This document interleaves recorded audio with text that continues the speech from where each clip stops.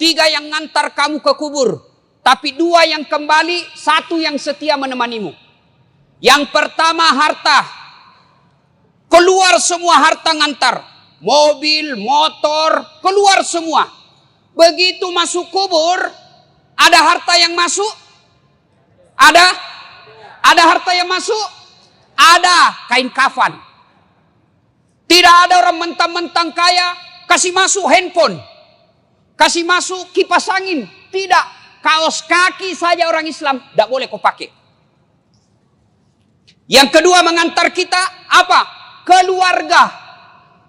Keluar semua teman-teman, keluarga kita, sahabat kita, pergi mengantar ke kubur. Tapi begitu masuk di kubur, ada yang mau temani? Ada yang mau temani? Tidak.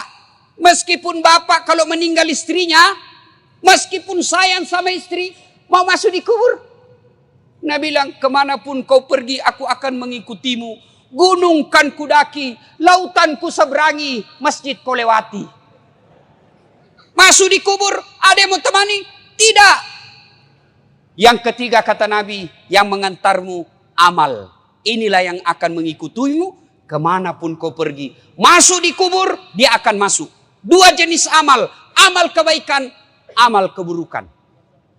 Masuk. Taman iki buru ditimbun. Pak, ada perantau di sini? Ada dari Sulawesi? Coba angkat tangan. Oh, banyak-banyak. Ada dari Jawa? Banyak. Ada orang Banjar? Bubuhan Banjar, Jar.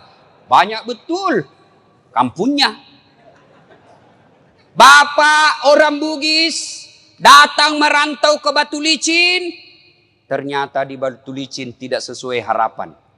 Masih ada pilihan? Masih ada? Ada. Pulang lagi Pak. Lewat Batu Licin, turun di Parepare. Dari Jawa merantau ke Batu Licin. Sampai Batu Licin kada nyaman.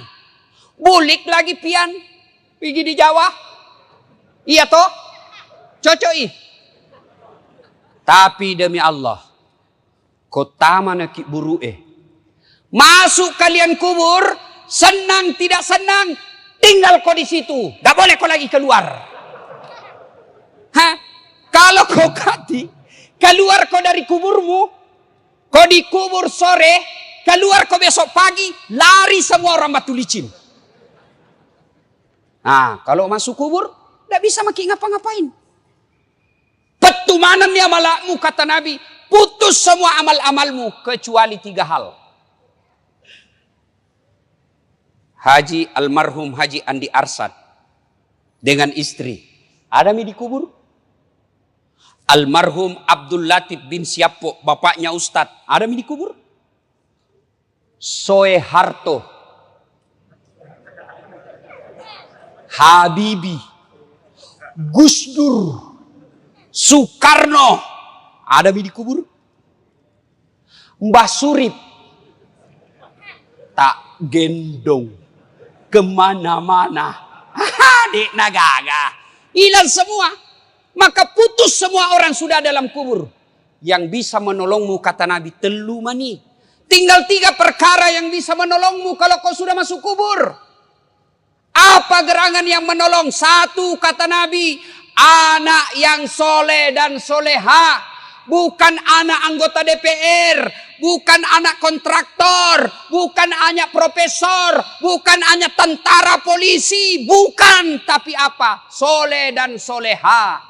Menjadi soleh dan soleha tidak harus tinggi sekolah. Menjadi soleh dan soleha tidak harus kaya. Menjadi soleh dan soleha tidak jadi pejabat dulu, tidak. Biar tidak ada sekolahmu kau bisa jadi soleh dan soleha. Biar kau miskin boleh kau jadi soleh dan soleha. Dan itu gampang. Mau jadi anggota DPR? Wane piro. Mau jadi bupati? Lebih mahal lagi, tipu kiri kanan. Mau jadi pengusaha batu bara, siaga duitmu. Mau kau jadi soleh dan soleha, biar kau miskin bisa.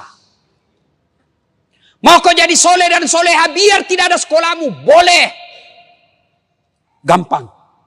Nih, bapak-bapak ini di depan saya sudah muka-muka sakaratil maut. Di mana-mana dia.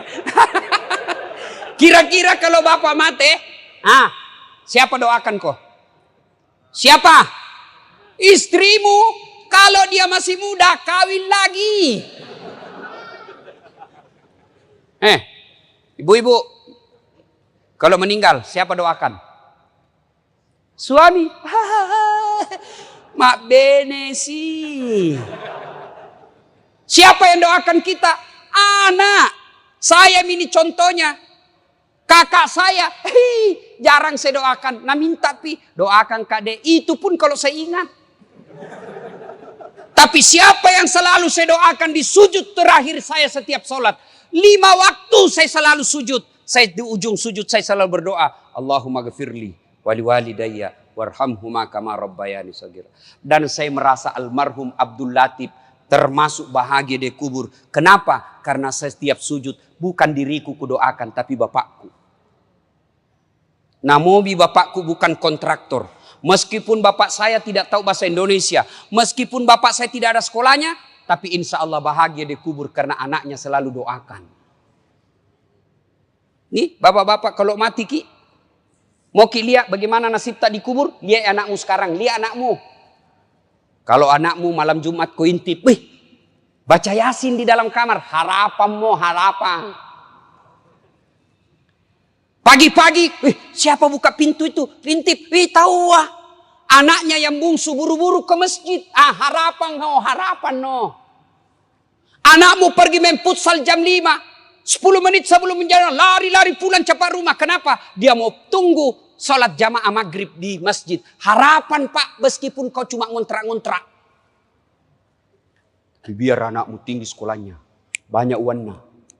Banyak istrinya. Tapi tidak pernah sembahyang. Macilaka kok. Pintar bahasa Inggris Ustaz. Apa hebatnya pintar bahasa Inggris? Nah bilang jago sekali anaknya itu Ustaz. Masih SD pintar bahasa Inggris. Nah banyak anak-anak pintar bahasa Inggris. Nggak percaya pergi kok di Inggris. Itu anak-anak di Inggris Pak. Bahasa Inggris semua. Apa kalau dia pintar bahasa Inggris? Memangnya kalau dia pintar bahasa Inggris berdoa pakai bahasa Inggris? Oh my God. Please help me my mother. Bleh. Pasti bahasa Bonjar juga. Bujur. Maka Pak Bu. Yang bisa menolong Bapak seketika kubur. Anak yang soleh dan soleha. Yang kedua. Yang bisa menolong kita ketika sudah masuk di kubur. Apa? Sedekah. Nih bapak-bapak yang banyak cincinnya. Jamrud. Ruby. Pak Sudian. Mahal jamnya. Kalau pian mati. Siapa pakainya itu?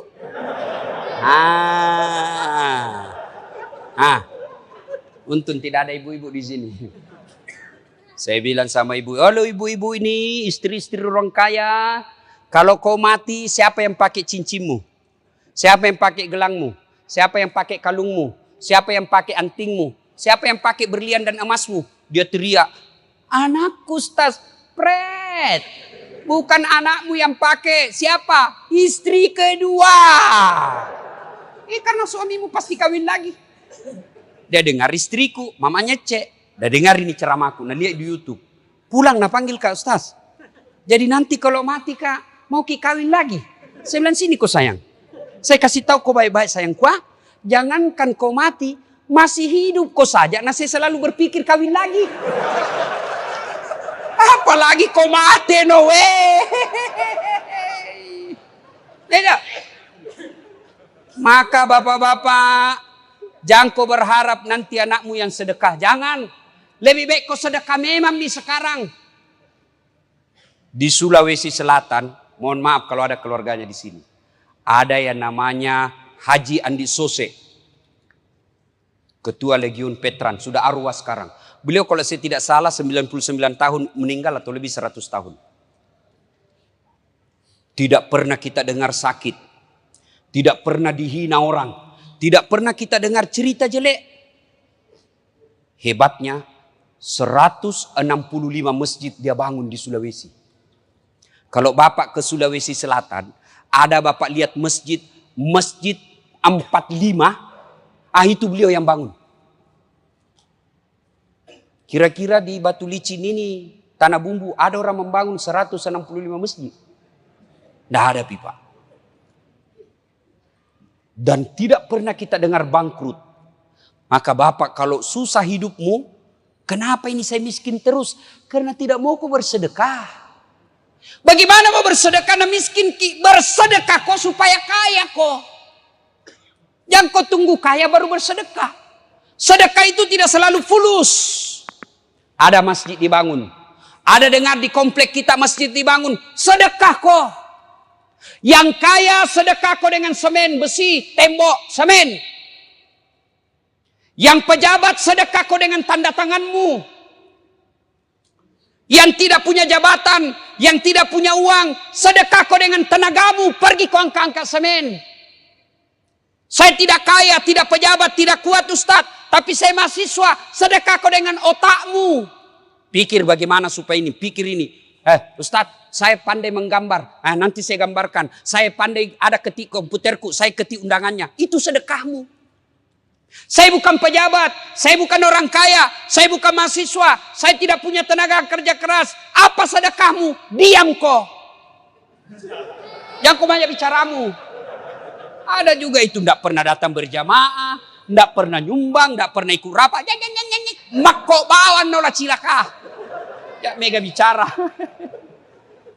Sedekah Pak. Bapak-bapak ini terutama kita yang sudah tua, sedekah Pak. Demi Allah kalau Bapak sudah masuk kubur, menantinya bukan 1 tahun kau dikubur, bukan 100 tahun kau dikubur, tidak balik-balik mako. Mondronok kau tu, dena gagamu lisu. Sedekah Pak. Ada orang tidak mau sedekah pada luannya banyak. Apa nak pikir, anakku kasihan, bagaimana nanti anakmu lentongi rezekinya.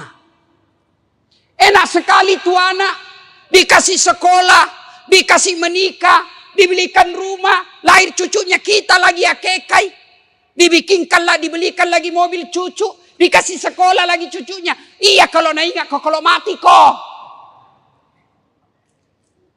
Anak lentongi rezekinya. Yang penting anak kasih sekolah.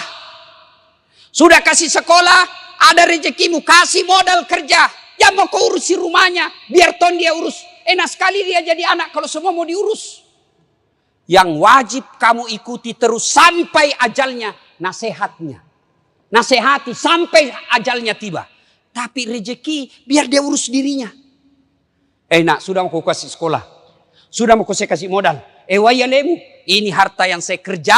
Sudah mau kau kasih warisan, bagianmu sudah ada. Saya mau nikmati, saya mau bangun masjid. Saya mau nikmati, saya bangunkan panti asuhan. Saya bikinkan anak yatim rumah supaya saya enak ton di kuburku. Wayalemu. Yang ketiga, yang bisa menolong kita ketika sudah masuk alam kubur, ilmu yang bermanfaat. Makanya kalau dapat ceramahnya Das Atlatif di grup-grup WhatsApp, syar'i. Langsung sebar. Jangan kau yang sebar yang lain-lain. Dilihat dosa, tidak dilihat barang bagus. Jangan itu saja mau sebar, cilaka. Yang bagus-bagus juga kau sebar. Ibu bapak saudara-saudara sekalian, panjang kita mau sampaikan. Tapi waktu terbatas. Pegang maki ini 3. 1, anak yang soleh dan soleha. Yang kedua, sedekah. Tidak ada orang bangkrut gara-gara sedekah. Malah kalau mau bapak kaya tolak bala, sedekah. Kenapa itu anakku Ustaz susah sekali dinasihati? Tidak pernah ku sedekah. Kalau bapak bersedekah, lihat siapa dikasih. Kalau guru kita kasih, Bu Imam kita kasih, Das Atlatif kita kasih, jam mau kau kasih dasi. Tidak usah kau kasih sepatu pantopel. Kapan pindah pakai? Ustaz Pak Imam pakai dasi kupu-kupu. Apa kasih Bu Imam? Kasih sarung dengan amplop. Tapi kasih tong isinya.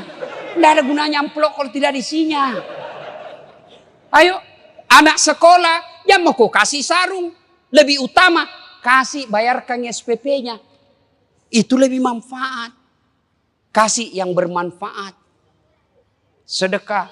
Kemudian yang ketiga, ilmu yang bermanfaat.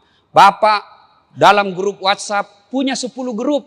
Sebarkan 10. 10 grup itu masing-masing anggotanya 100, 1000. 1000 Bapak sebarkan dakwah-dakwah. Masa tidak ada yang ngamalkan?